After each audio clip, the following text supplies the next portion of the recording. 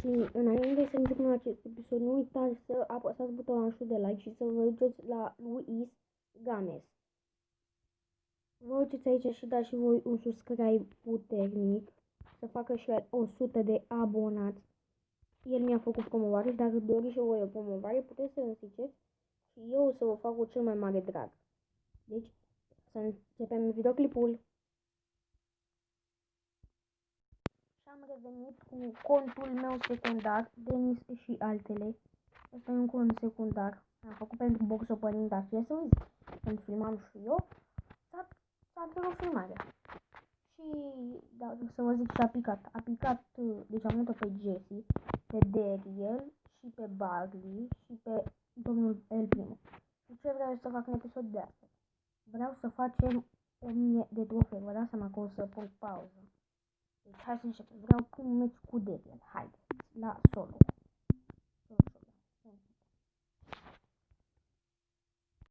Și am revenit, am la locul numeros 2. Nu contează. Tot vreau să fac un push de trofee. Hai. Stăm aici în buș ca golanii. Și ne mișcăm pe aici. Nu uitați și voi de butonașul de like. Și să vă abonați la canal. Deci, să facem noi aici forță. Uitați ce schema a inventat fratele vostru. Deci, când vine unul să ia sucul de aici, mă dau eu rapid cu ultimata și îi fur sucul. Să vezi ce șmecher va fi. Stați. Stați. Și acum. După el, dai. Și încep să-i dau. Ca golan. No. Easy win, copii. Easy win. Nice. Ok, Dariel. Încă un win foarte easy. Încă un win easy.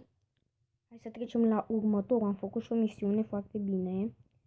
Foarte bine, băieți. Opa, ne-a dat 60. Uitați, am urcat la rang 6 pe el și uitați ce mi-a dat.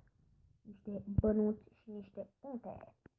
Și ne-a dat aici un box pe care o să răspesc pentru boxul pe mine. Acum El Primo. Hai să începem. Și hai să-i bătim pe ăștia. Uite pe Rosa, fiți atenți. Schema 2400 El Primo. 2400 El Primo, băieți. 2400 la showdown aici cu Pocolinio. Hai să-l batem. Îi dăm aici ultimată. Forță de...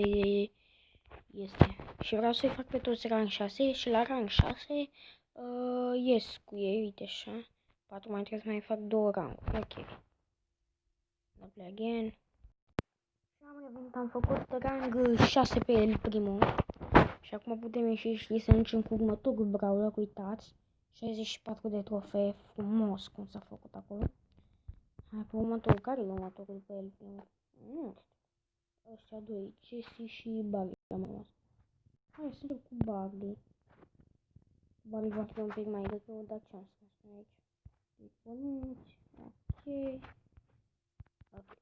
Nu avem până la bloc foarte mult.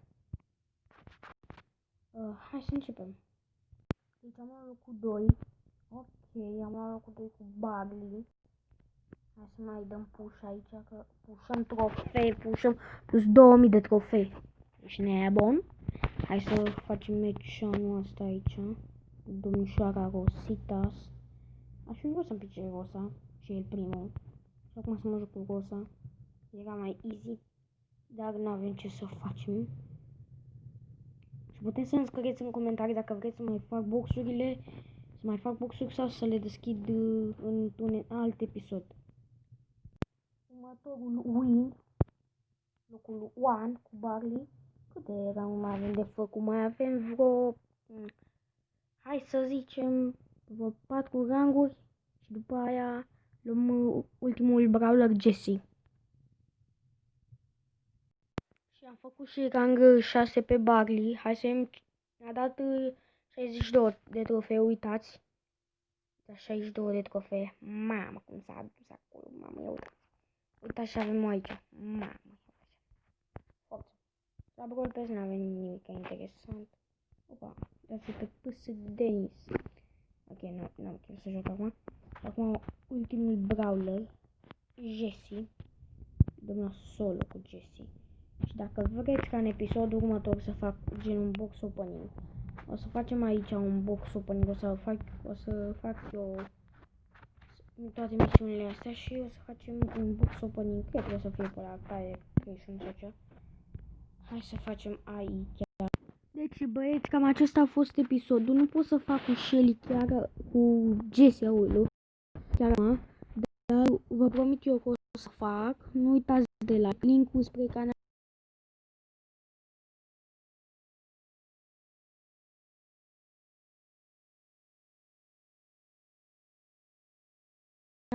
V-am lăsat. Pa, pa băieți. Pa, pa bărbaților.